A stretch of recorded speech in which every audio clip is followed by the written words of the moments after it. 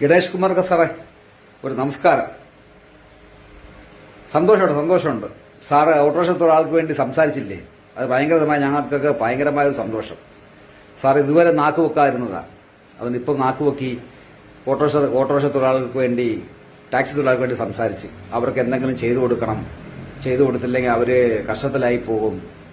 നാണവമാനമല്ലേ സാറേ? നാണവമാനം ഉണ്ടായി സാറ് ഇങ്ങനെ പറയുമോ? 2.5 കൊല്ലം സാറ് ഗതാഗത മന്ത്രിയായിട്ടിരുന്നല്ല, അന്നേരം ഈ ഓട്ടോറിക്ഷ തൊഴിലാളികൾ സാറ് കണ്ടില്ലേ? സാറിന്റെ കണ്ണിലെന്താ കുരുകയറിയിരുന്ന?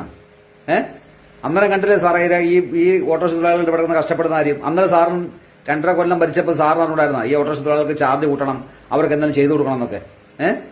അന്നേരം നിങ്ങൾക്കൊന്നും കാണാൻ കണ്ടില്ലായിരുന്നു. സാറ് അവിടെ ഈ പത്തനാപുരത്ത് നിന്ന് സാറിനെ ഒഴിവാക്കാൻ പെട്ട പാടെ അവർക്ക് മാത്രമേ അറിയത്തുള്ളൂ. അറിയാവോ? സാർ തോക്കാൻ പിന്നെ ഗണേഷ് കുമാർ സാറേ, നിങ്ങൾ തോക്കാനുള്ള മെയിൻ കാരണമേ തൊഴിലാളികളാണ്, ടാക്സി തൊഴിലാളികളാണ്. അറിയാവോ? നല്ല ഒന്നാന്തര നല്ല ബസ്സുകൾ കിടന്ന് ഓടിയ ബസ്സുകൾ അത് മൊത്തം പിടിച്ച് വെള്ളം അടിച്ച് എന്തോ പിന്നെ വിധവകള് ഈ ഭർത്താവ് മരിച്ച സഹോദരിമാര് പോയിട്ടുണ്ടല്ലോ പള്ളിയിലും അമ്പലത്തിലെ വിധവകളാണ് വെള്ള സാരി എടുത്ത്, അതാണെങ്കിൽ വിധവകളാക്കി ആ ബസ് മൊത്തം. അത്രയ്ക്ക് വേണ്ടി ദ്രോഹമാണ് നിങ്ങൾ ചെയ്ത ആ ഗതാഗത മന്ത്രിയായിട്ടിരുന്നത്. എന്നിട്ട് നിങ്ങൾക്ക് നാണവമാനമുണ്ട് ഇപ്പൊ ഒന്ന് ഈ സംസാരിക്കാനായിട്ട്? ഇപ്പൊ വന്നിട്ട് പിന്നെ ഓട്ടോറിക്ഷ തൊഴിലാളികൾക്ക് വേണ്ടി നിങ്ങൾ എന്തെങ്കിലും ചെയ്യണം എന്ന് പറഞ്ഞ് ഇപ്പൊ വന്ന പുതിയ മുഖ്യമന്ത്രി എടുത്ത് കിടന്ന് പിന്നെ പത്രസമ്മേളനം കൊടുക്കാനായിട്ട് എന്തോ കാര്യത്തിനാ സാറേ? എന്തോ കാര്യത്തിനാ?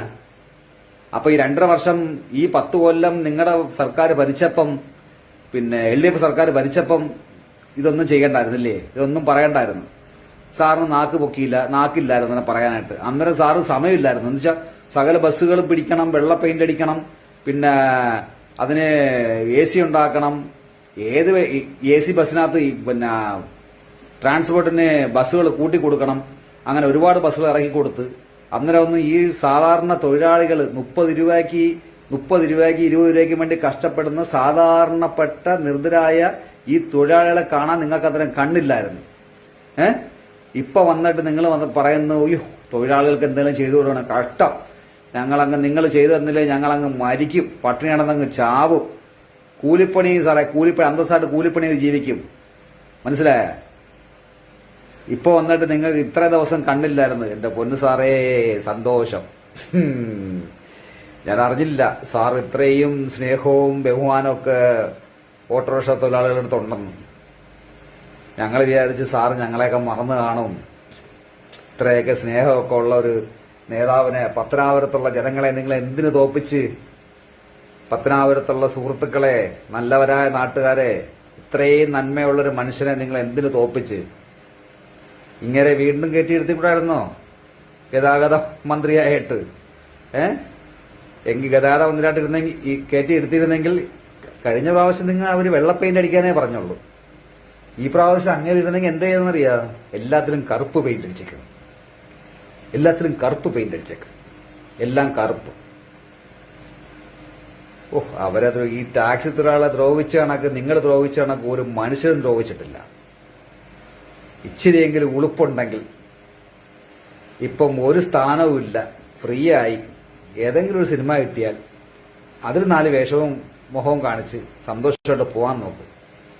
ഇപ്പൊ ഭരിക്കാൻ കയറിയവര് എന്തെങ്കിലും ചെയ്തു തരാൻ പറ്റിയാൽ അവർ ഞങ്ങൾക്ക് ചെയ്തു തന്നാൽ ഞങ്ങൾ മേടിക്കും, ഇല്ലെങ്കിൽ വേണ്ട. അവരും ഇത് കണക്ക് കാണിച്ചാൽ ഇത് കണക്ക് തന്നെ അവർക്കും പ്രതികരണം. അവർക്ക് ഇത് കണക്ക് തന്നെ ഞങ്ങൾ ഓൺ വോയിസുമായിട്ട് വരും. ഞങ്ങൾ ഒരു രാഷ്ട്രീയക്കാരെയും പറയുന്നില്ല. നല്ല രാഷ്ട്രീയക്കാരൊക്കെ ഇഷ്ടം പോലെ ഉണ്ട്. LDF ഭരിച്ച സമയത്ത് നല്ല നേതാക്കന്മാരോടുണ്ടായിരുന്നു. അപ്പൊ ഒരേ നേതാക്കന്മാരുണ്ടെങ്കിലും ഒരേ അധികാരങ്ങൾ കൊടുക്കുമ്പം ആ അധികാരിയെ മാത്രമേ നമ്മൾ പറയത്തുള്ളൂ.